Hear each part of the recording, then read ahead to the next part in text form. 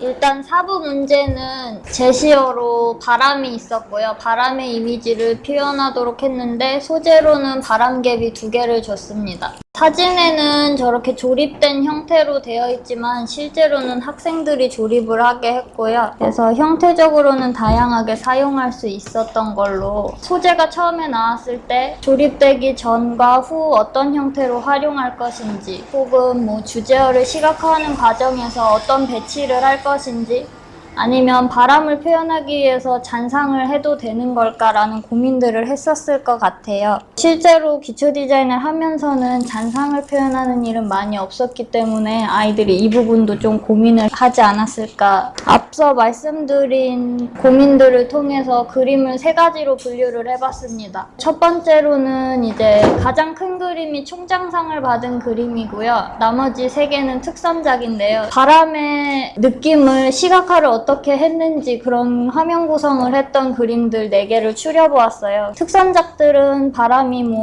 총장상만큼 강하게 느껴지지는 않지만 다른 학생들에 비해서는 바람의 흐름을 이미지화해서 어떻게 화면에 동선을 표현할 것인가를 좀 고민해봤었던 것 같은 그림들을 뽑아봤고요. 그래서 실제로는 이런 식의 흐름들이 있었던 걸로 보입니다. 그 다음에는 잔상의 형태들이 두드러지는 그림들이 있었는데요. 금상하고 여기는 나와있지 않지만 동상 그림도 이런 식으로 잔상의 표현이 강하게 있으면 바람의 이미지를 강하게 표현한 그림들이 있었습니다. 나머지 그림들은 대부분의 비율을 차지하고 있었던 그림 유형인데요. 일반적으로 저희가 계속 해오던 화면 구성의 그림들이었는데요. 이 그림들이 전체의 50%를 차지하는 걸로 보여지고요. 실제로는 총장상 그림을 보시면 특선작이나 다른 그림들에서 일반적인 화면 구성이 많았지만 실제로 주제어가 이렇게 주어진 경우에는 총장상 그림이나 지금 보이는 나머지 3가지의 그림처럼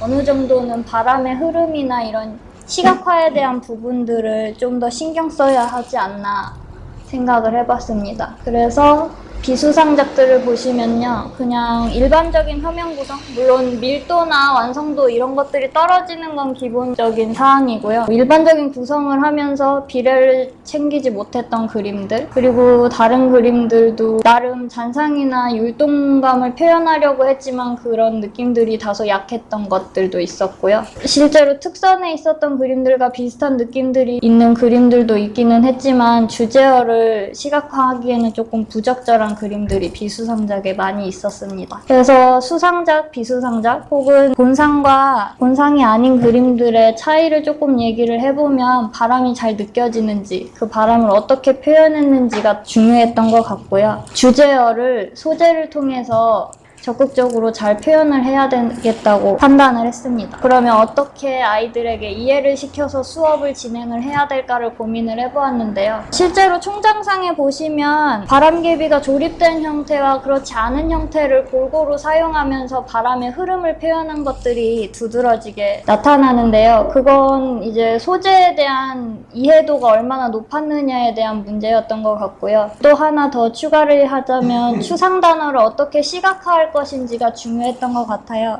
그래서 아이들에게 이 2가지를 조금 중점적으로 가르쳐보는 것이 어떨까라고 생각을 했습니다.